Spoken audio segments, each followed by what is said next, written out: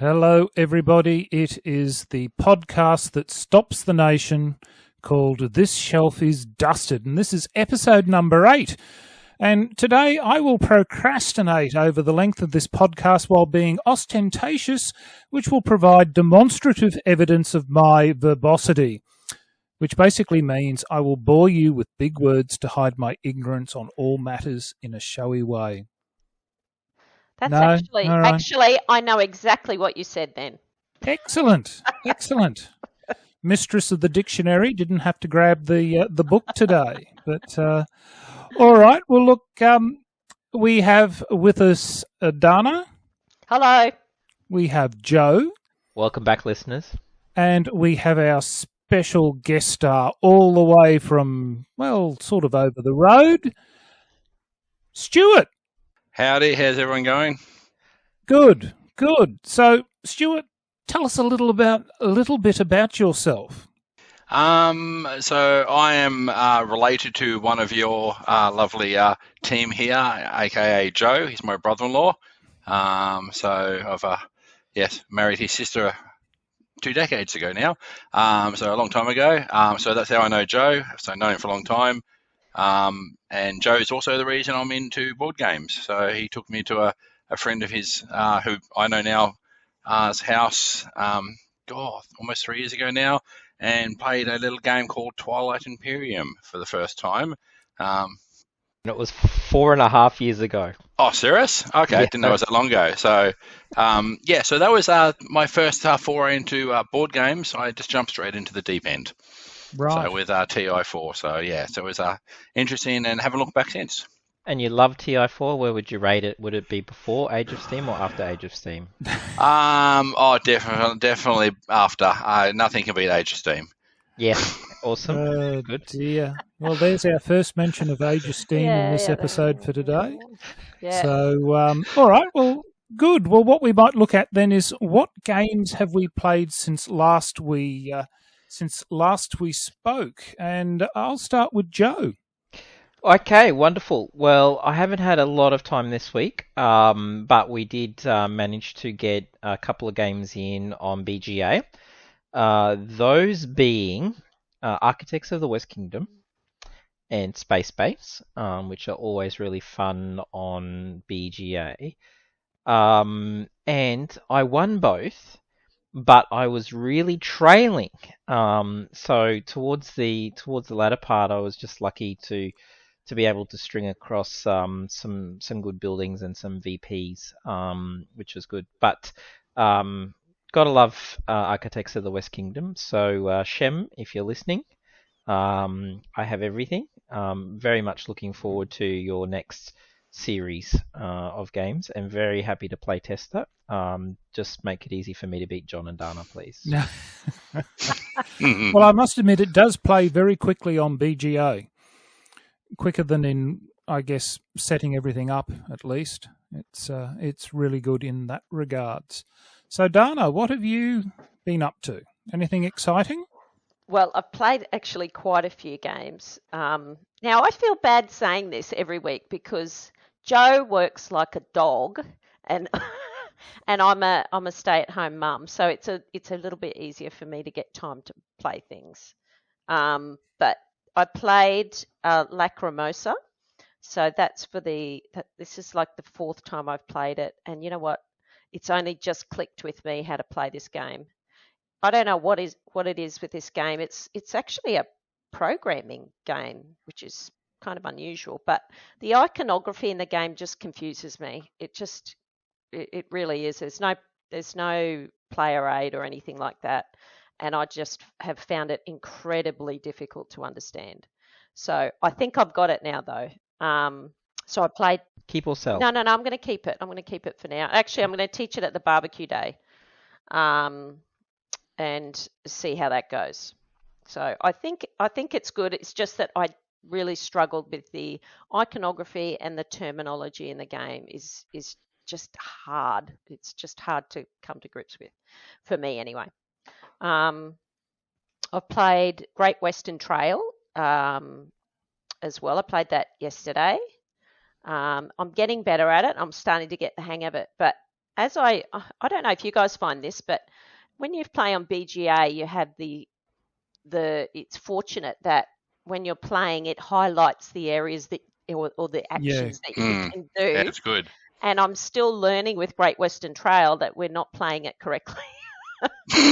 So, I've played it about 4 or 5 times now, and I'm still not playing it right. So I must try and work out how to play it. But great game. I still love that game. I haven't played the expansion yet. Have you guys played Rails to the North? Yeah. Yep. No. Yeah. It was. I liked it, but I think I need a few more games of it. Certainly, I think Pat beat us at that, didn't he, Joe? No, you won. Oh, okay. Joe's very empathetic. Very proud. Yes, very flogging much. us at that one. But, it was close. That was the one that was like 109 points versus 98 or something like that. So, I think it opens the game up a lot more in terms of pathways. It does. I think it does stretch it out a little bit time wise, but it's not grossly overdone.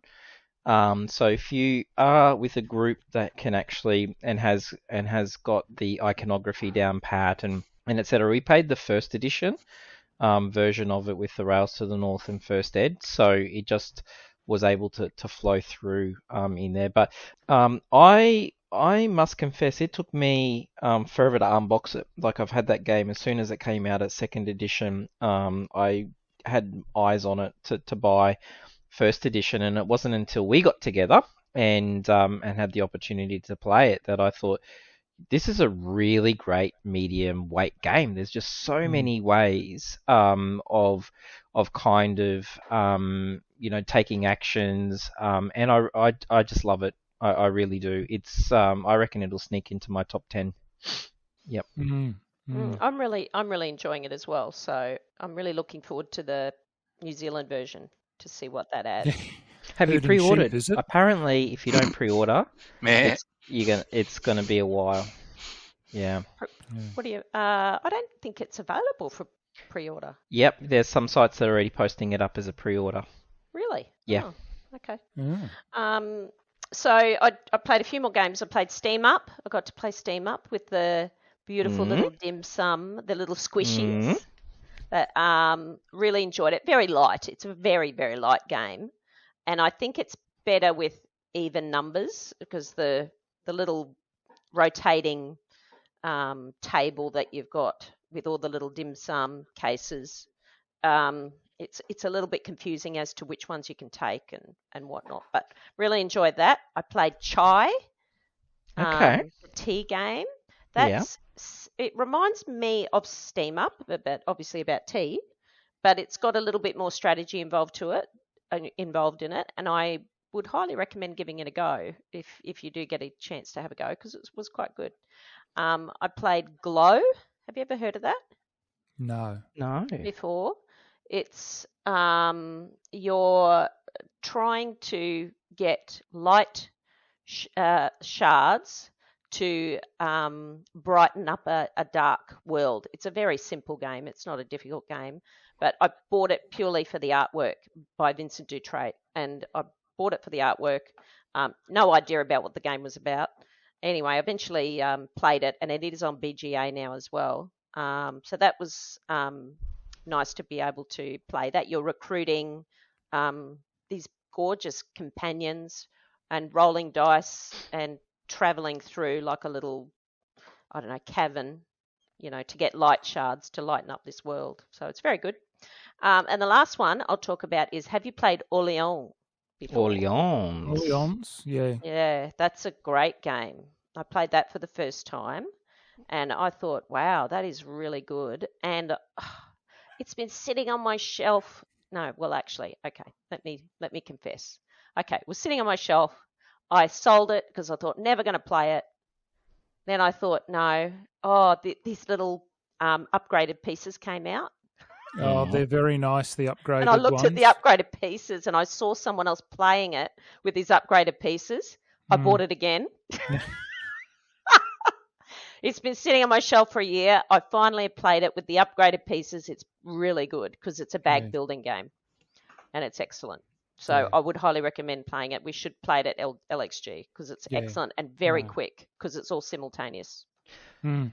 Yeah, I did have it the same. I got a copy with the reprint. I think it was Purple Meeple or something like that. Tasty Minstrel Games. Yeah, no, there's the vendor, the shop, they had a big sale on just before Christmas, and I was able to get one up, and I did the same thing. Is I kind of go, mostly because it was in, sitting nicely in the top.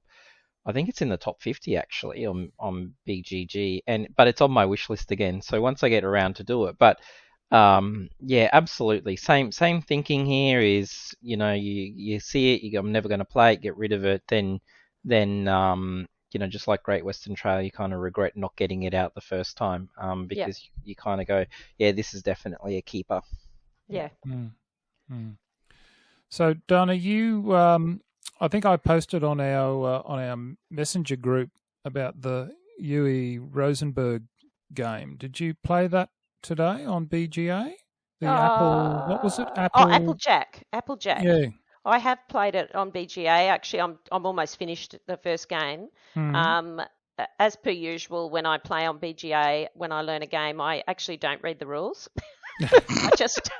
I just wait for a BGA to highlight what I can do and just guess and learn it from there and work it out. So I'm still in that phase of working it out. But right. all I can say is I've got a lot of honey. A lot of bees. So Joe will probably end up buying this game, I would think. Well, with his beekeeping. Seems quite simple. It's quite a simple game. I definitely think Stuart will be buying it for his lovely wife Liz. Yes, we've got a couple of hives as well. So I think any game that comes out that has bees or cats, we get them. Fair enough. All right. Well, the only game that I guess I'll try and highlight is that I had our friend Matt came over and I played a game called Say You, and it's got 49 unique two-sided octagonal wooden tiles, and it's a tile laying and tile flipping two-player game. And I really liked it. It reminded me a lot of Othello, except that it introduces directions as it gives a primary direction on the tile, but it also gives additional arrows indicating which octagonal side you can activate. And if the arrows are going in the same direction, then you can flip it. If they're opposite, if they're both connecting together, then you don't get a flip. And yeah, it took me a little while to get the grasp of it, but I actually did like it. It did remind me a lot of Othello, except with a little more complexity in it. So it's on my list again. Like always, I play a game and I go, "Ooh, I like this. I'll have to add it to my game." I've yet actually to ever be introduced to a game that I really, really don't like. And no, the estates don't fall into that one, Joe. I was just about to say. So, do you have many abstract games? Well, I've got things like Hive. Hive would fall into that category. I guess. What's another one? Samurai, which is a Reiner Knizia yes, that's a two-player game. It's a bit of an abstract with placing tiles down and actually no, it's probably not. But no, I've got some, but not a lot. I've used to play with Pat, one on I think the other, what is it, Tabletop Simulator or whatever it is. There was one there which worked on hexagonal tiles. That was not hexagonal tiles, the 5-sided one. Pentagons. Hexagons, thank you. Yes. No, I said pentagons. The pentagon's 5-sided. No, it must be 6-sided. 6-sided as in the hex, sorry. So I can't remember what the name of that one was, but it was very cleverly done. So I quite like that one. But yeah, it's But no, Say You I can certainly recommend. I think it's got a rating of 7.5 on Board Game Geek, so it's seems to be quite well appreciated. It only came out last year, 2022. Oh, I was going to say, because I've never seen it or heard of it. No, well, Matt was saying he saw it reviewed. It might have been on the Dice Tower or somewhere, and he said, he liked the looks of it, and because it's two-player, because mainly he and Wanda. But I must say, it was entertaining that on last Friday when Matt turned up, he came up on his own, and Pippin, my producer for my YouTube channel, was constantly looking out the door, wondering where's Wanda. And he was, he's looking out the door, and then he'd look at Matt, and he's saying, "Well, come on, Matt, where's Wanda? Producer, please." And it took him a while to realise that Wanda wasn't coming, and he wasn't very, he's sort of going, "Oh, have I just won the consolation prize and just got Matt? Have I?" But yes, it's animals. They're lovely. Actually, Dana and I were sharing, because it's been a little bit cool here in Brisbane, and our dogs and our pets have been seeking a lot of warmth. And yes. Gracie in her pajamas was absolutely gorgeous. Oh, Gracie the dog, she's so beautiful. Yeah. Oh, God, bless her. Fair enough. Well, Stuart, what have you been up to? So I played Architects with Joe on, that was Tuesday night, I think it was. So I had played that for a while, so I was a little bit shocking at it, but it was good to play it again. So that was on BGA. And also Space Base. And yes, he brags that he won. I literally was 1 point away from the win, and then he just came in and snuck in for the win. I was like, oh. So, so played that. There's sort of what I played this week. But previous to that, Wingspan, everyone's favourite. And Liz and I played an interesting one called Aquaramana, which we played at last time at LXG. Oh, at LXG. Yeah, I saw that one. You were playing? No, didn't think much of it? It was okay. It was like a game from, it was old. It was like 1990s or something like that. It was, you just had to like build pipes and try and block the other person. So it was okay. Like we sort of watched a quick YouTube video how to play it, but it wasn't too bad. But yeah, that's sort of done in the last sort of week or so. So yeah. But yeah, nothing much else. There's more BGA and then the LXG.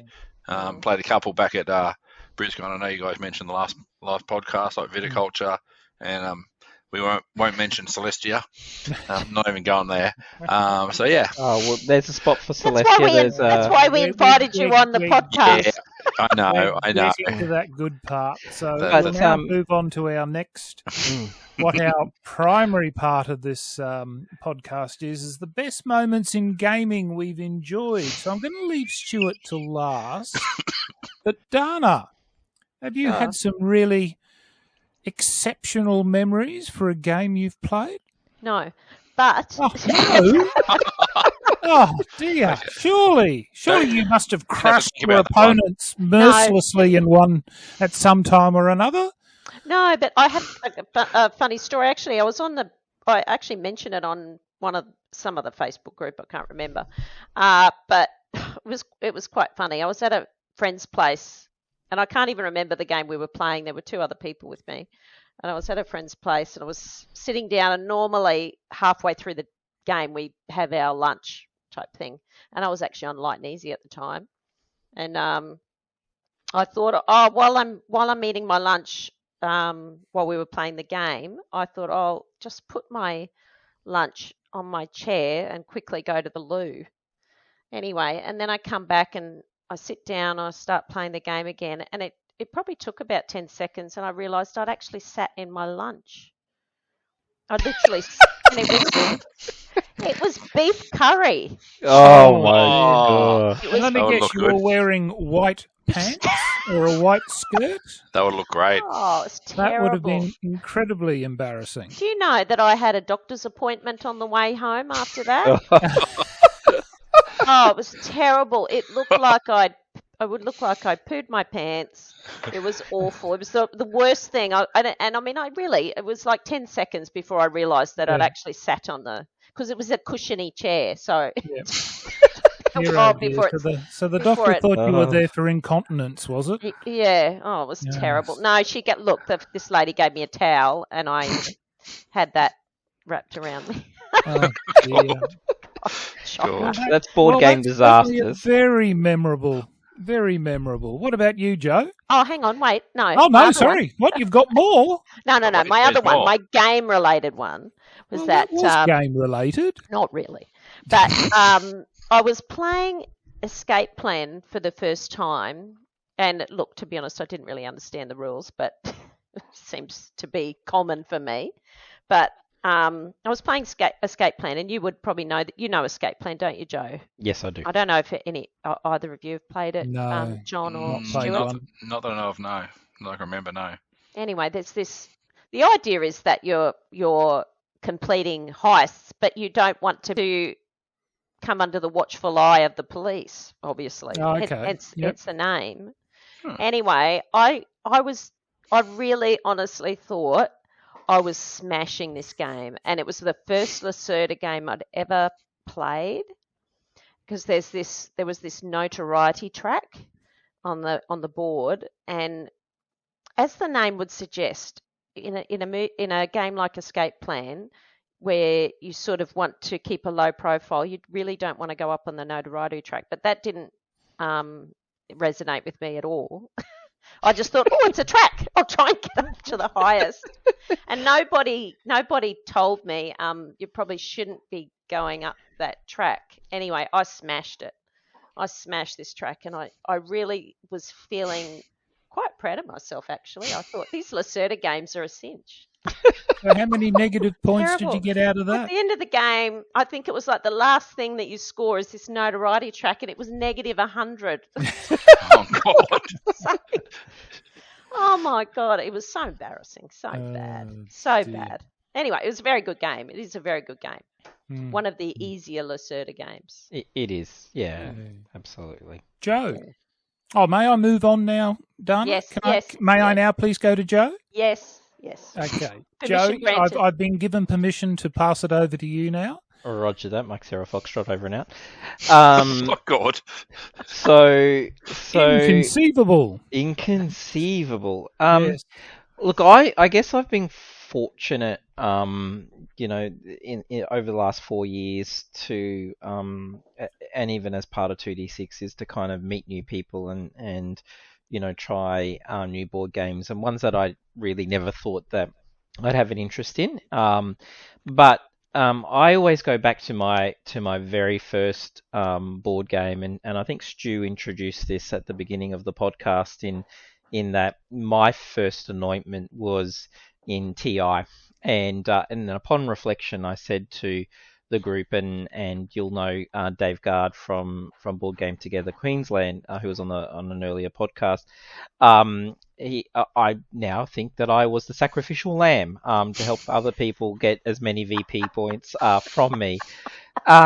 But despite how long the game goes, there's a lot of stuff happening, and there's a lot of treachery, and there's a lot of fun, and there's a lot of banter, and in the right group, you'll certainly, it carries on, and then you don't realize that 6 hours has kind of evaporated, and you do that. But they're always the types of games that I kind of enjoy, is where you're really comfortable in the group, and there's an opportunity to do good and bad things. So I thought, for Stuart's anointment, I would do the same, and Thank you. And look, you're hooked on board gaming now. But whether it be Eclipse, we had some great moments a couple of weeks ago at BrizCon on Eclipse, whether it's Celestia, etc. There's always some really good fun times that I always remember, and I kind of go, you know what, that game of Architect 6-player was the best, and you kind of get really enthusiastic about those types of games. Having said that, I think I've really enjoyed playing Dead Zone with our host here, Mr. John McDonald.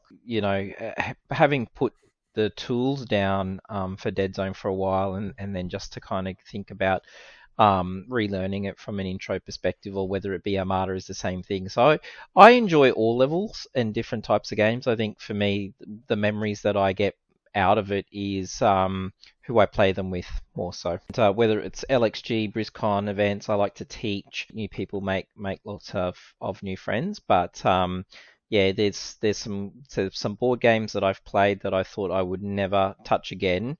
But then, playing them within a different group has really made the experience a lot more. So then you end up having to go back and buy the games. But I don't know if I've mentioned this one on the podcast. Was my teach of Age of Steam. I vowed never to teach family board games again. But it's really hilarious. Sucked. It wasn't that bad. Yes, it was. So that one there would have to go down as a memorable one. But yeah, it did my very first one. Twilight Imperium. It would have to be a cracker.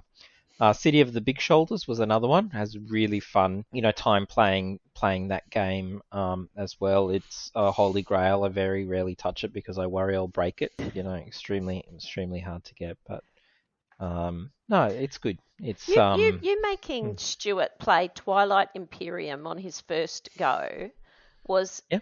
You know how we were saying that we're in like this cult. It's like a board game cult. It's like a weird initiation. Oh that yeah, it's I think it's like a frat, sorority type anointment. It's So kind you of like threw Stuart in the deep bring end. out the alcohol. Yeah. But I also knew Stu really liked the genre. Being a Star Trek fan, Star Wars fan, and so anything that space related, particularly, I think, like once you've got that genre and that interest, and then the mechanics. But I think you, like, for a brand new player, the mechanics that were slowly introduced, you kind of grasp really well, and we still got eaten alive, but it was pleasurable getting eaten alive. So yeah, every week. interesting. Yes, yeah, I still have therapy from that. That's why I have grey hair now. Just from that one teach of Age of Steam. Yeah. Yeah, that's it. But talking about Age of Steam, and the listeners will probably get sick of it, but Stu, did you perhaps knowingly acquire perhaps Martin Wallace's Steam? Possibly, yes. I got that and the expansion, and then got Martin to actually sign the box as well. So yes, I did. And yes, Liz, when she saw it, just gave me the eyebrow. So yes, which is her sign of displeasure. So when I see the eyebrow, I know I'm in trouble. So yes, I got the eyebrow for that one. Now, did you get it because at BrizCon it was an awesome deal, or was it because you knew that Martin was there and it was an opportunity to get an autograph? Yes, I know it's like seems to be an inside joke here about Age of Steam on this lovely podcast, but I actually don't mind it. So I'm actually looking forward to playing Steam. I know that might sound weird. Yeah, I did buy it because it was a fairly good deal. It was in the second-hand part of BrizCon, the buy and swap and sell area. Yes, Martin being there did have a little bit to do with it, and found the opportunity to get him to sign the box. But yeah, I'm looking forward to actually playing it because I actually don't mind Age of Steam. So it's good to see what the first version or the original version of it is like. Yeah, excellent. So Stuart, one of your most memorable gaming experiences may have actually come from that weekend, which was the reason why you bought Steam. I think it was certainly a game. I think it was a game called Celestia, wasn't it? I'd played it once before on Board Game Arena, so this is the first time I played it actually in person, real life. Yeah, it was a really good game. I don't know what you're talking about with whatever happened. No, okay, I'll tell you. Yeah, so obviously for the listeners that know how Celestia works, you're on like a little floating, I don't know what you want to call it, airship thing, and you've got to roll dice and you've got to trust whether that person has what the dice show. If you don't, you can jump off and get those VP. If you do trust they've got it, you stay on the ship. But if they don't, the ship crashes and you get nothing. So it got to a stage where we were at like close to 25 VP. Liz was the captain or the pilot of the ship. Just myself as the last passenger. She looked over at me and said, yes, I've rolled the dice. Yes, I've got this. I've looked at her and said, are you sure? She's like, yeah, trust me. I'm like, this is the woman I loved. I've been married to for 20 years. Would trust my life with. So I thought, yep, no problem. So I thought, yes, I'll stay on there. Then I'll PG what her comments were for the sake of the podcast. Then she looks at me and goes, what did you say before? Suck Bovine excrement. Cow bovine excrement. And just with this deadpan look in her face, and said that, and Joe, I swear, actually had to get up from the table because he was laughing so hard that I think he was struggling to breathe. Had to walk away from the table, and I didn't get 25 VP. And Liz, that's something that we still talk about. That was, 2 weeks ago, and it's something that still comes up, and Liz is still wondering when payback will happen. Yeah. So Payback was buying Steam, wasn't it? I was just And getting gonna Martin say. to sign it. So oh no, that's just the start of it. That's like it's a multi-stage revenge. Yeah, but the look that you got was priceless. So you've got to think of the little Italian lady, and the raise of the eyebrow will send a laser beam and split you in half. But it was so convincing. It was so deadly convincing. I seriously nearly wet myself. I don't even think I've heard Liz swear before. No, she swore. Yeah. Yeah. She did. No, she swore, and she swore with conviction, and a deadly look in her eye. It was very firm, and it was yes, the revenge will be best served cold. But just getting back to kind of making the memory with that board game, it's a different type of board game that we would ordinarily play, right? So we were talking before the podcast about filler games and their role and how they can benefit, in either getting the group together and kind of priming a particular session. I hear, though, a lot of people don't like push your luck games or light filler games, or even social deduction games. Why do you think that is? I struggle a little bit with social deduction games, particularly in a group of people that I do not know well, because sometimes you're having to play a character, but you're just having to do it outwardly. Okay. And you're trying to convince people, no, it's not me, it's her, whatever. And I get very, very nervous, and I literally get tongue-tied. I don't know what to say, and it just makes me feel very uncomfortable. So social deduction is not great. Having said that, I do like, for example, Dead of Winter, which has got deduction in it. Mm-hmm. Yeah, okay, I know why you're laughing, Sparky the Wonder Dog. Yeah, bloody Sparky. Well, there's another story in that one too. Oh, there's another story there, yes.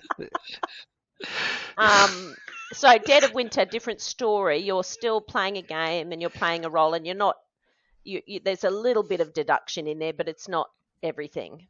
But deduction is a real barrier for me. And actually, Felicity has played. There's a new version of what is it? Avalon. I think it's called Quest. It's a new version. It was on Kickstarter. Okay. I think it's called Quest or something. And actually, she introduced it to 4 of us, and I didn't mind it, but I could see that even these ladies who I know quite well now were uncomfortable with it. We just couldn't get into the role playing of it. It's uncomfortable. I imagine, John, you would be very good in deduction games. You've got the lingo. Yeah, you've got the gift of the gab.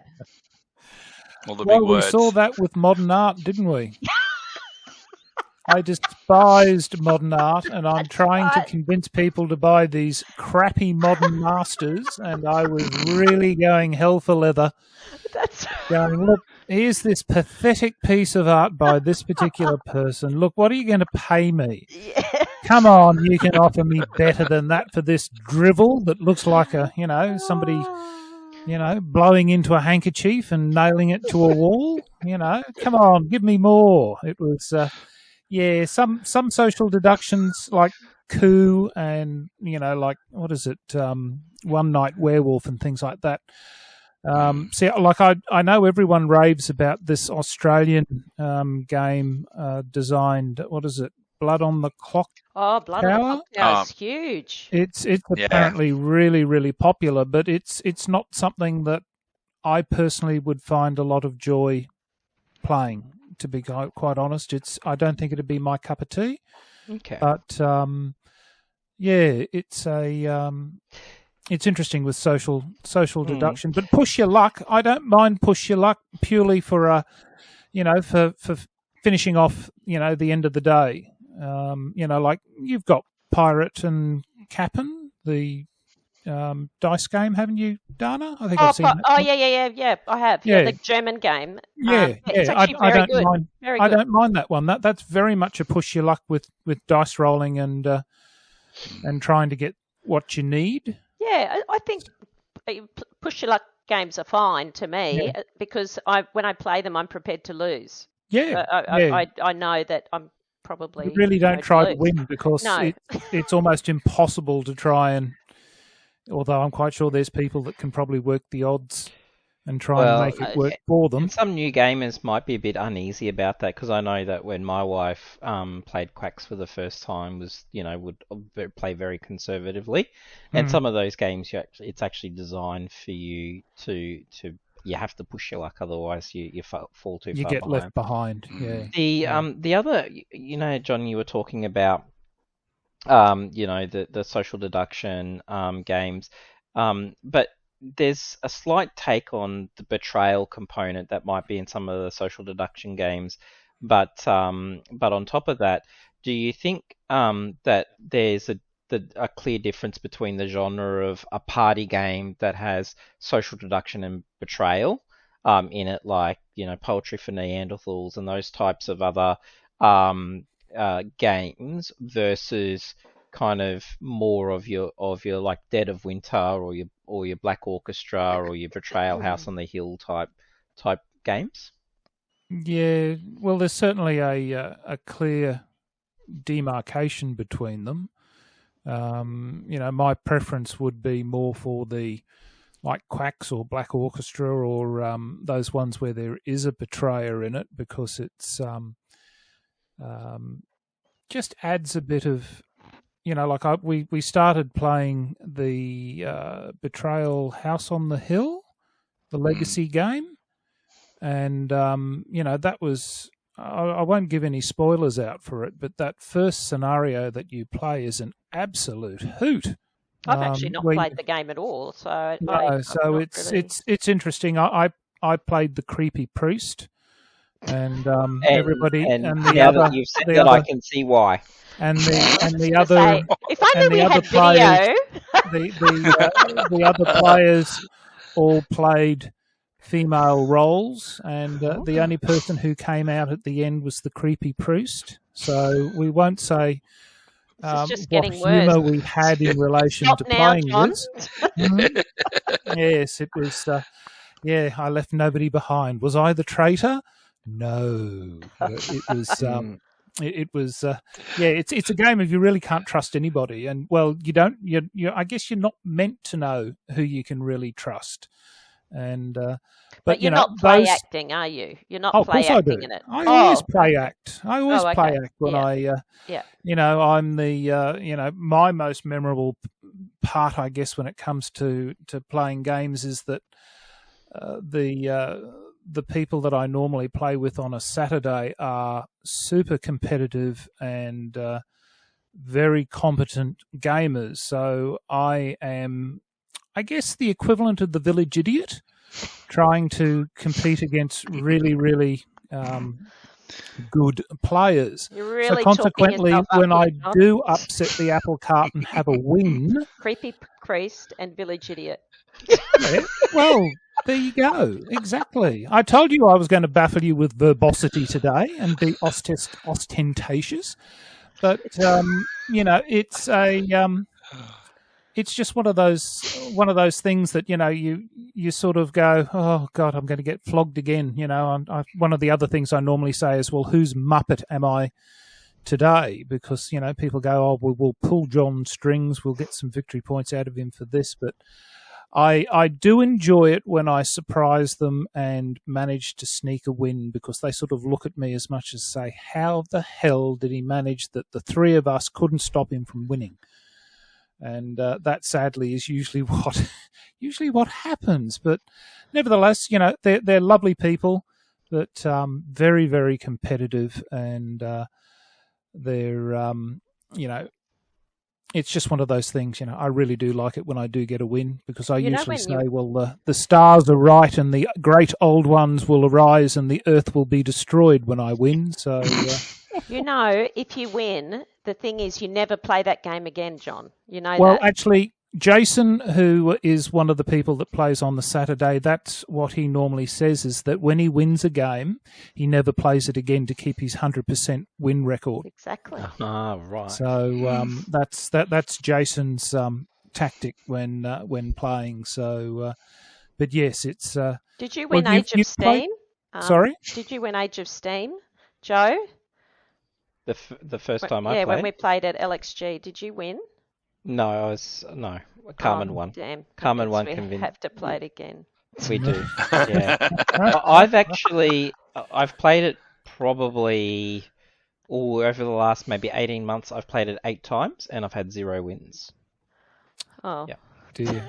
We'll have to start off with a game of the estates before you play Age of Steam. I've played that 3 times and have definitely had 0 wins. And each time, I always have somebody turn that street into a negative, because they stretch the bollard to include the entire street, so it opens up the whole neighbourhood, so that uncompleted buildings get twice as much penalty in that game. But yes, that's why I hate that game so much. But just going back to it, I think I would agree with Dana in that if I was playing with a brand new group, turn up to LXG and pop the game out, I wouldn't make it a social deduction, board game, not a party game. I think it would be, it has to be the right group and people that you're familiar with. But I think that there is a component that interests me in a little bit of the narrative. I do like cooperative games. And I know a lot of people don't like adversarial as well, and only really stick to co-op type genre. But when you think about the legacy games, whether it's a Pandemic or whether it's the Betrayal Legacy or etc., there's an element there that I keep getting drawn to around it. But for some reason, if I was to get 5 games out ready for the next play, they would never sit in there. Like, they're not packed in any of my go bags ready to take. And so, yeah, it's interesting because I do want to play them, but I think it gets harder and harder to try and get them to the table, to be honest. I wouldn't play cooperative games with new people. I just wouldn't. I don't think people. I have played cooperative game with new people, and you just find that nobody wants to say anything, and it's a bit uncomfortable. I guess it's an uncomfortable feeling. But I'd definitely play it, in a group of people that I knew or something like that. But I would find it hard to play a cooperative game with new people. Definitely. Yeah. All right. Well, we might move on to the last segment for this podcast, and we're just going to briefly look at Kickstarters. Yes. So, Dana's excited. What have you got on for Kickstarters, Dana? She's got pages in front of her. Oh, yeah. Pages. Oh, my goodness. No. There are some actually really good Kickstarters. Now, my New Year's resolution was to sort of step away from Kickstarter, but anyway, that hasn't gone well. Yeah, but when does a New Year's resolution stick? Never. Never. Joe, you would have seen on your Southeast Queensland Kickstarter group buys, Raising Robots. Have you looked at that? We have. The interest on it has been slow, to be honest. So I had a few people message me, actually, too. people messaged me about whether there was interest, and both in the same day. So I put them together and said do up a post and kind of see if there is any, if we can get a group buy together. It's I probably won't jump in on that one. It might be just a tad too light for me. It's kind of touted as being, under a 2.5 type weight game. But intro. Let's go. Let's hear it. I like it because it's engine building, and that's one of my favourite things is engine building. Yeah, me too. And when I watched a little bit of a video with Rado, and he was saying it's like Race for the Galaxy meets Wingspan, and that really appeals to me. And then, of course, the superficial person that I am, the artwork. It's like these little robots, and there's simultaneous actions, which is excellent because we all know that sometimes long turns can be painful. So is it a bit like Furnace? I know you like Furnace, don't you? Oh, Furnace is great.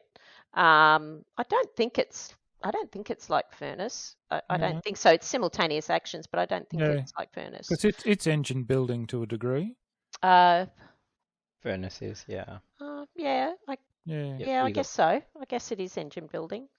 But I even think the price is pretty reasonable. It's $69 US dollars. That is for the deluxe version. Just over $100. Yep. Which is pretty reasonable at the moment. Like these days, that's pretty reasonable. Even though the Australian dollar's rubbish. Australian dollar's shocking. Yeah. So that really interests me, raising robots. And the next one, it's actually ending soon. It's called Milkman.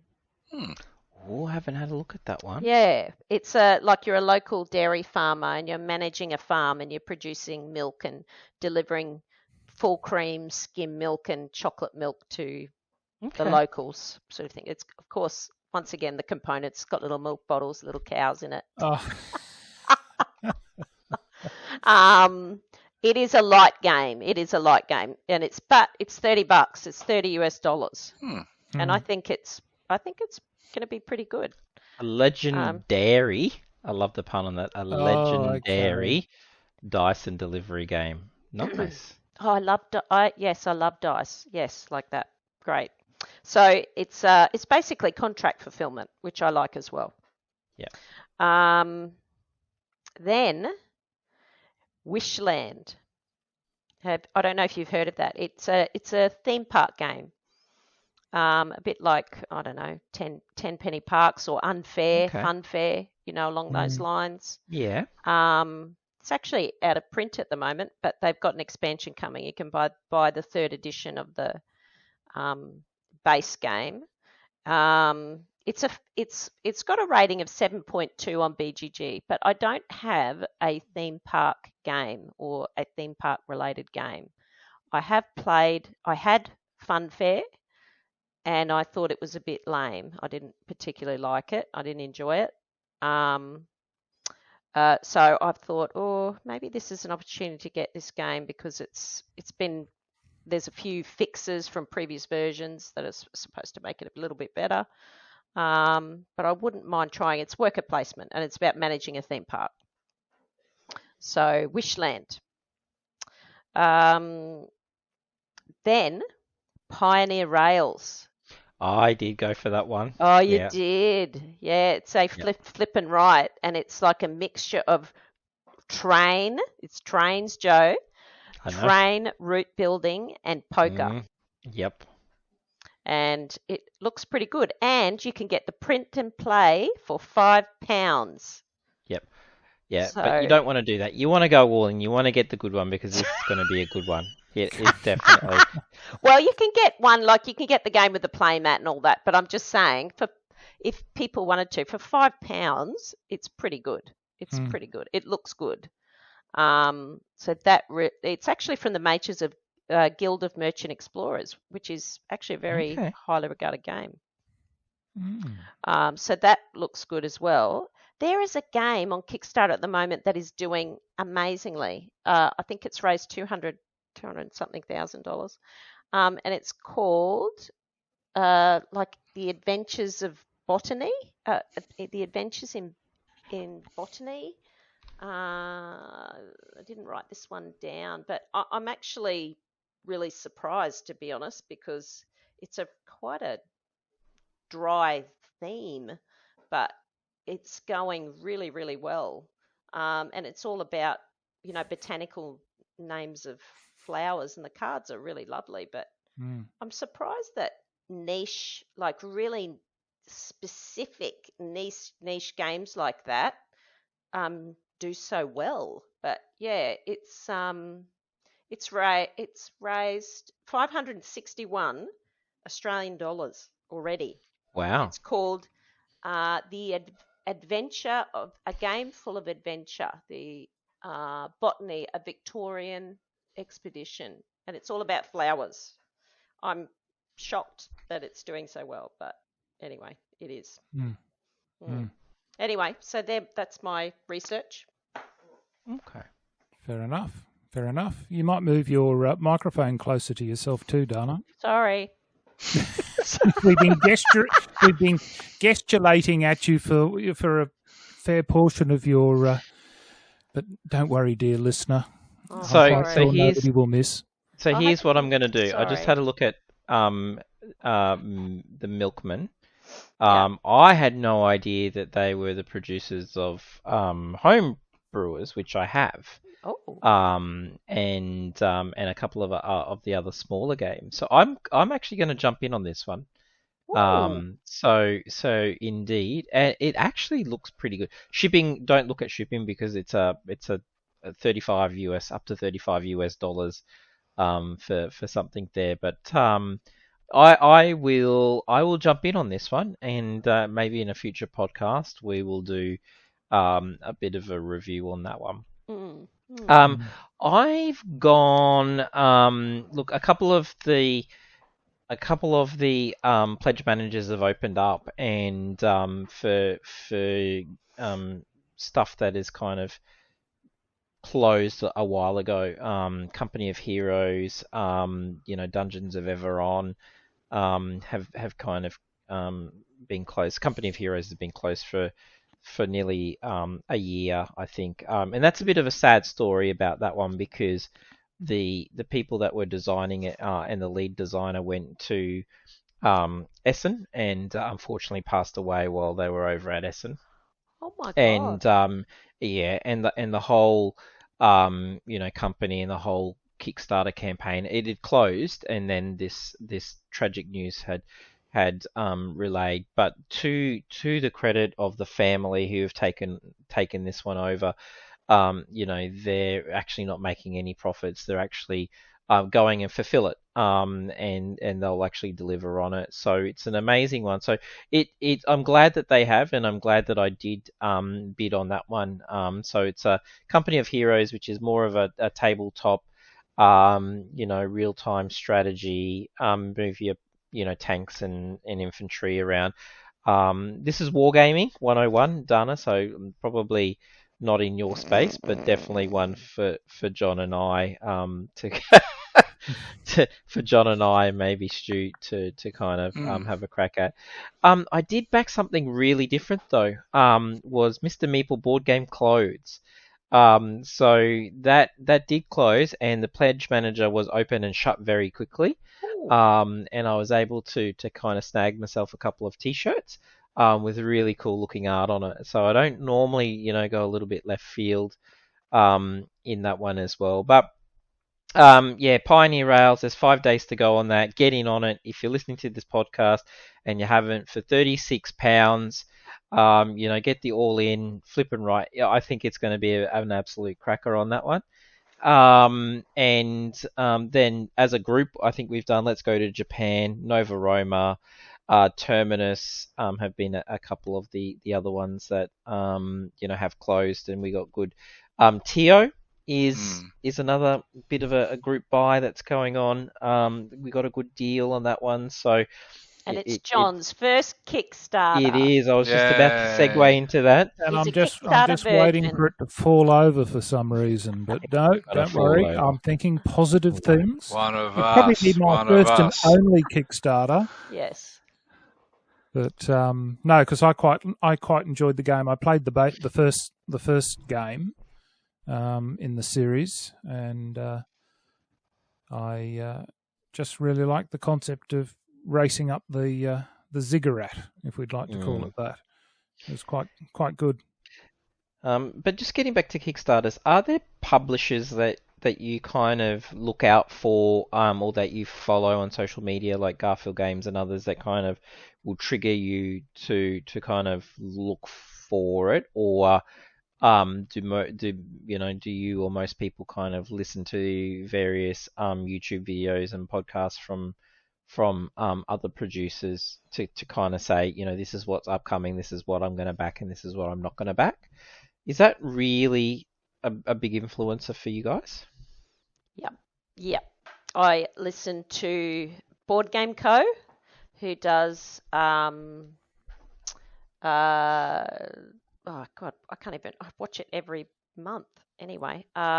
It's What to Back or whatever, something like that. I can't remember, but I watch Board Game Co. He goes over all the Kickstarters, and he goes through their value and whether if you resell them, will you lose money? He does that, but he does talk about the game a lot. And I also listen to Shelf Clutter, who every week goes through each Kickstarter and what's coming up and what's available. I watch Rado and Before You Play because they tend to do paid previews of Kickstarters, so I watch them as well. But I do keep an eye out for certain names of publishers. Probably Capstone Games is one that I would keep my eye on, because they have Euro games that I like the Euro games. There's one that I always stay away from though, and I think I have bought one of their games and I can't, for the life of me, can't remember what it is, but Queen Games. I do not buy... Queen Games. Okay. They do... they basically do games to me that should be in mass market stores or whatever, but they just do it on Kickstarter just as like it's basically a pre-order, really. It's not... Okay. They don't really... I think their games are underwhelming. They have a whole series, like Amsterdam, Hamburg, all these city games, Marrakesh. But I just think their components are poor and I don't really like them. And the other one is Stronghold Games. If it weren't for Terraforming Mars, I wouldn't back Stronghold Games either because the components are generally poor. Yeah. Look, and with the recent fulfillment that's going on worldwide, it's turned out to be an absolute disaster with stuff not being put together and fulfilled, and I know that often it's a lot of local fulfillment, but it's just been quite poor. I think I had that experience. Obviously, it's quite known with Graham Game Brewer, and Dani tagged me into a post today to say that the publishers have acknowledged that Stroganov and to some degree Hippocrates didn't meet what they had promised, and that they were looking at accommodating a special option for people who had originally backed those earlier campaigns. So, which is good. It might twist my arm just a tad, but we'll see if I give them, another go.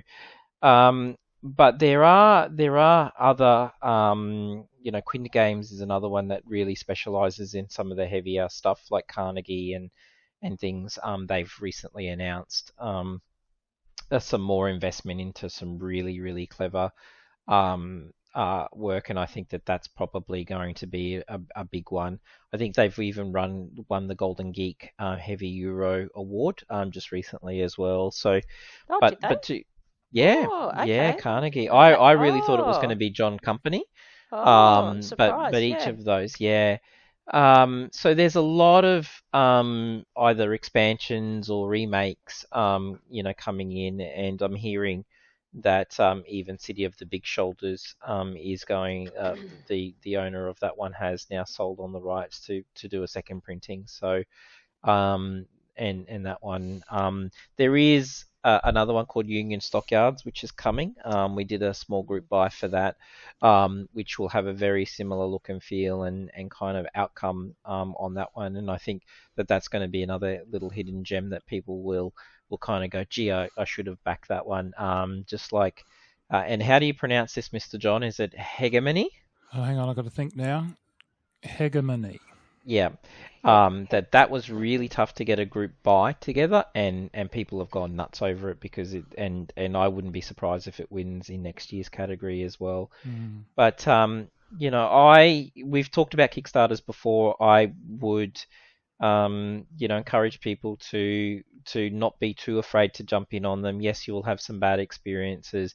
Sometimes you'll have a really good run like we did as in a group, and then we've just had some three kind of challenges on it at the moment, and then there's some really good deals that you can get. So if you are listening, jump onto the Facebook page SEQ Kickstarter Group Buys, and have a bit of a read and join in. Mr. John, that's your first time that you're pledging in, so we're hoping to make your experience positive. Well, I'm selling a kidney for this, I hope you know. Well, I'll just take Mr. Pippin. Sorry, you can have the kidney. You can't take my dog. But Stuart, what about yourself? Have you got any Kickstarters that you've really found that you've wanted?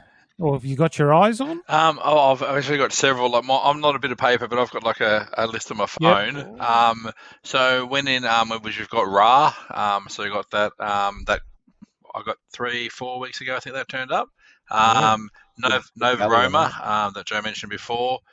Patriot, which looked interesting. That's one that Joe sort of got through the SEQ Kickstarter one. That's one of a president of a sort of pretend land, had an assassination attempt to work out who's trying to kill them. Social deduction? Yeah, I think it is, yes. Yeah. Race to the Raft, which is similar to, now I've gone blank. It's Isle of Cats? Isle of Cats, yeah. So it's done by the same people as Isle of Cats. So, as I said before, anything to do with cats, hello, yes, we'll get that. Endeavour Deep Sea. I know there was another one which I've not played in the Endeavour series, but I like the Deep Sea because Liz has done sort of marine biology and likes ocean fish, stuff like that. So I just love the look of that game, the artwork that's possibly coming out on that. Empire's End. Amazing. And the TO, I just call it TO. TO, yeah, TO. I just call it TO. I'm in that one as well. So, I'm in a few. And yeah, I agree, Dana, what you said before, that robot one. I saw that this afternoon, and it's like, looks interesting as well. So I'm going to do a bit more investigation there, and possibly add that to the list. I think that will eventuate into a group buy. We'll see. I don't know how much will eventuate into savings, but indeed, I think we're nearly up, Mr. John, for time. Yes. I'm just looking at that. So what I will do is that I will thank everybody for being on tonight. Thank you very much to Stuart. Thank you for having me. For joining us. And I will end off with a little saying. I've been watching QI with Stephen Fry, and I thought I'll end this seeing that we've been talking about competitive games. And it says here, competition is the law of the jungle, but cooperation is the law of civilization. Ooh. Yes. Interesting. So there you go. Anyway, thank you everybody for watching. Sorry, what do you mean watching? I'm watching everybody, but you're listening. So thank you everybody for listening, and we will see you in the next podcast. If you'd like to be part of this wonderful crew and talk about all sorts of things that, well, allows John to talk about rubbish, please do.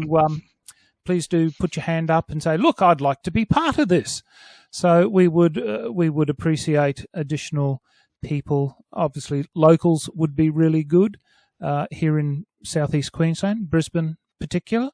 But anyway, well, it's good night from me, and Good oh night. dear, we Good still night. haven't got this sorry. right. Good night, John Boy. Oh Good night, dear. Mary Sue. Sorry. All right, thank you, Until everybody. next time, We'll see guys. you next time. Thanks for having us. Bye-bye. Bye.